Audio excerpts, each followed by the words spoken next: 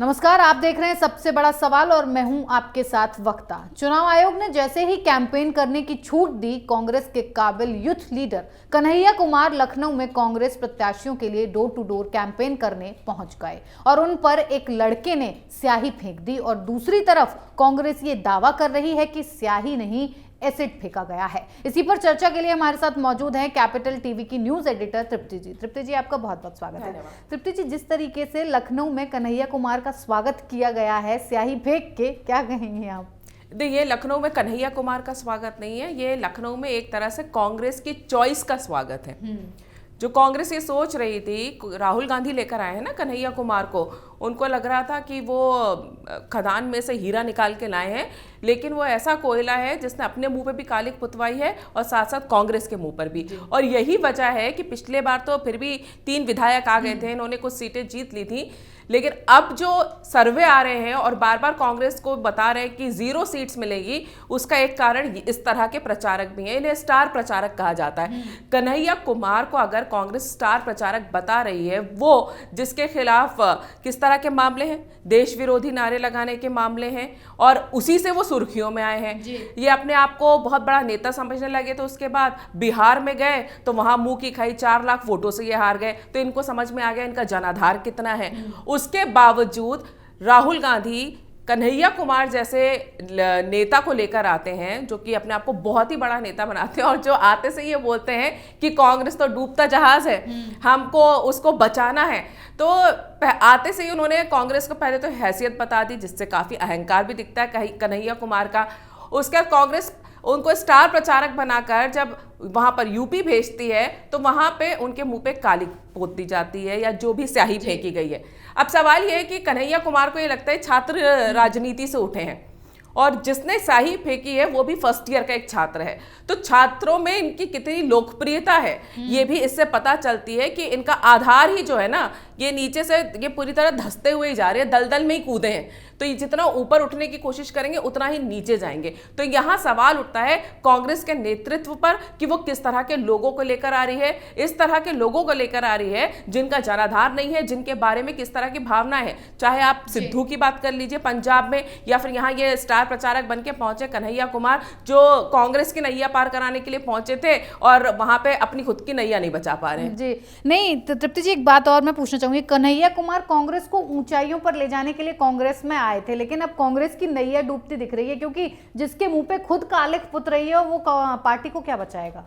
ये सबसे बड़ा सवाल है। दूसरी बात यह है कि राहुल गांधी ने अगर भेजा है, कांग्रेस के स्टार प्रचारक बनकर वहां गए हैं, तो पहली बात तो राहुल गांधी मुझे लगता है इकलौते ऐसा नेता होंगे कि लोग अपने नेता से नाराज होती है। ये एक ऐसा नेता है जो जनता से नाराज है। ये इतने नाराज है यूपी की जनता से, जब से अमेठी से हारे हैं, कि इन्होंने बिल्कुल यूपी में पैर रखना है, इन्होंने सोचा इनको जाना ही नहीं है। पूरे चुनाव प्रचार में कहीं नहीं दिख रहे हैं। उत्तर प्रदेश के वहां पर दीदी ने उनके संभाल रखा है, प्रियंका ने। अब ये वहां पहुंचे तो हैं, लेकिन इसके बाद तो प्रियंका भी सवाल करेगी राहुल गांधी से कि भाई तुम किसको लेकर आए हो, यहाँ पे एक आध सीट कहीं से आ भी रही होगी। तो इस तरह के अगर प्रचारक आ जाएंगे जिनका कोई जनाधार नहीं है, बल्कि लोग गालियां दे रहे हैं, स्याहियां फेंक रहे और इस तरह की नाराजगी वहां पर दिख रही है, तो जो आ रहा होगा ना कहीं से बाय चांस, जिसके चांसेस तो वैसे भी नहीं है, वो भी डूब जाएगा। लेकिन प्रियंका गांधी खुद कहती हैं लड़की हूं, लड़ सकती हूं, उनका कैंपेन भी डूबता ही दिख रहा है, क्योंकि जहां जहां लड़की हूं, लड़ सकती हूं का कैंपेन हुआ है, वहां लड़कियां पिटती नजर आई हैं। तो अब कन्हैया कुमार बोल देंगे कि कांग्रेस का प्रचारक को पिट सकता हूँ तो है, मैं लड़का हूं, मैं पिट सकता हूँ। अरे आप ऐसे लोग तो लेकर आइए, लड़की हूं, लड़ सकती हूँ, तो आप इस तरह के लोग तो लेकर आइए जो लोगों के लिए एक मिसाल के तौर पे दिखे, जिन्हें लोग स्वीकार करें। आपके यहाँ से ज्योतिरादित्य सिंधिया, जितिन प्रसाद, आरपीएन सिंह जैसे लोग, घर आप बदले में किनको लेकर आ रहे हैं? कन्हैया कुमार जैसे लोगों को लेकर आ रहे हैं, जो कि राहुल गांधी की तरह सिर्फ ट्विटर पॉलिटिक्स करते हैं और उनके अंदर ये बहुत बड़ा मुगालता है कि वो बहुत बड़े नेता हैं। 2-4 चैनलों पे आकर कुतर्क करके उनको लगता है कि वो बहुत बड़े नेता बन गए, लेकिन जमीनी हकीकत बिहार के लोगों ने भी उन्हें दिखा दी है। और आज जब वो उत्तर प्रदेश पहुंचे और जिस तरह का उनके साथ व्यवहार हुआ, स्याही फेंकी गई, उससे ये पता लग गया कि ये जन नेता कहीं से नहीं है। लेकिन ये स्याही फेंकी क्यों गई है? ये नाराजगी है। देखिए, जिसने ये स्याही फेंकी है और जो खबरें आ रही हैं, उस लड़के का ये कहना है कि भाई ये आदमी देश विरोधी नारे लगाता है और जो कि देश का नहीं हो सकता वो किसी प्रदेश का क्या होगा, उसको हम स्वीकार नहीं करेंगे। और इसी नाराजगी में उसने ये स्याही फेंकी है जो खबरें आ रही हैं। तो इससे ये पता लगता है कि कन्हैया कुमार की जो इमेज बनी हुई है ना, वो कहीं से नेता की नहीं है, वो आज भी एक देश विरोधी मानसिकता रखने वाले व्यक्ति की है, जो देश विरोधी अराजक तत्वों को सपोर्ट करता है।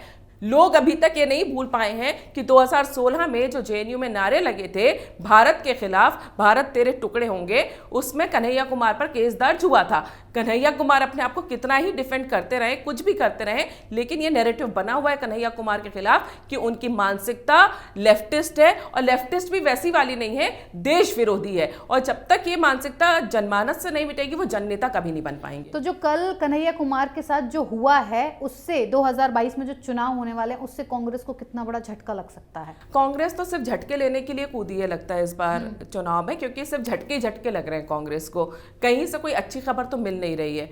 और कन्हैया कुमार के साथ जो हुआ है, उसके बाद उत्तर प्रदेश में कांग्रेस का मनोबल बिल्कुल गिरेगा।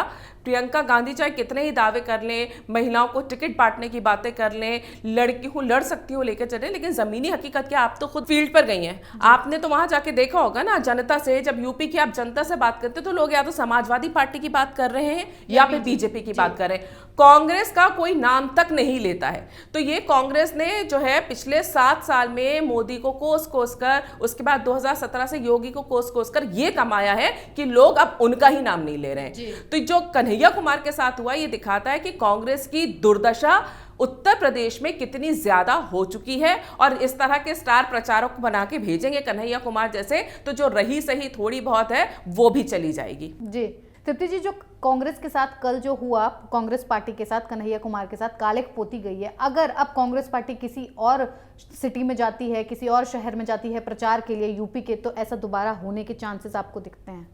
देखिए, कांग्रेस ने एक और चीज़ है जिसमें वो नंबर 1 हो गई है। अगर आप यूपी के चुनाव का पूरा प्रचार देखें, कोई देखिए भाषा की मर्यादाएं तो हर पार्टी लांघ ही चुकी है।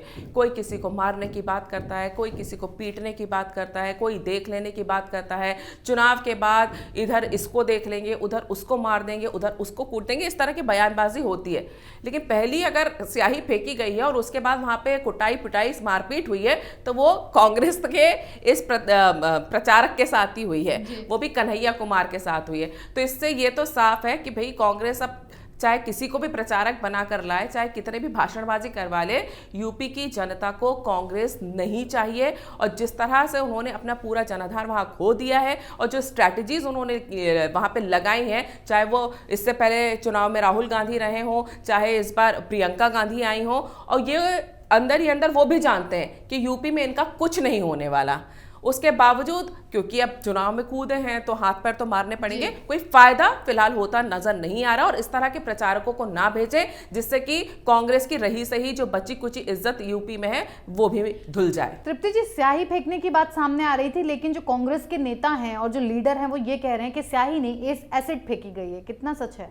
देखिए, ये तो एक जांच का विषय है। अगर ये बोल रहे हैं कि एसिड फेंका गया और जिसने फेंका है उसके खिलाफ पुलिस कार्रवाई भी कर रही है, ऐसा नहीं उसको पकड़ा गया है और पुलिस ने धाराएं भी दर्ज की, उसके ऊपर केस दर्ज हो चुका है, तो उसने जो भी फेंका है उस हिसाब से उसको सजा भी मिलेगी, उसको अरेस्ट कर लिया गया है। लेकिन सवाल यहाँ पर यह है कि जो भी स्याही फेंकी है या एसिड फेंका है, ये इसके अंदर आपको ये देखना है कि इसके अंदर उसका गुस्सा कितना है जी, कांग्रेस को लेकर कितना गुस्सा है, और कांग्रेस के नेतृत्व ने जिन लोगों को नेता बनाया है उन लोगों को लेकर युवा वर्ग में कितना गुस्सा है। युवाओं की बात करते हैं ना राहुल गांधी, और युवाओं के तौर पे और युवा राजनेता के तौर पर ही कन्हैया कुमार को लेकर आए हैं।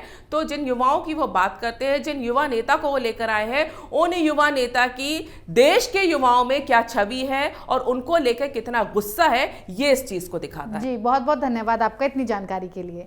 कन्हैया कुमार इसी साल सीपीआईएम छोड़कर कांग्रेस में शामिल हुए हैं, जिसको लेकर कई सियासी दलों ने कांग्रेस की मुखालफत भी की थी। यहां तक कि कांग्रेस का एक धड़ा तो कन्हैया को पार्टी में शामिल करने को लेकर विरोध में था, क्योंकि कन्हैया कुमार पर जेएनयू में देश विरोधी नारे लगाने का आरोप है, जिसकी वजह से उन पर दिल्ली की कोर्ट में केस चल रहा है। अब सवाल यह है कि जो देश के विरोध में नारे लगाएगा वो देश के लिए क्या कर पाएगा? उसका मुंह तो शायद ऐसे ही काला होता रहेगा। फिलहाल सबसे बड़ा सवाल में आज के लिए इतना ही। सारी अपडेट्स को जानने के लिए देखते रहिए कैपिटल टीवी। नमस्कार।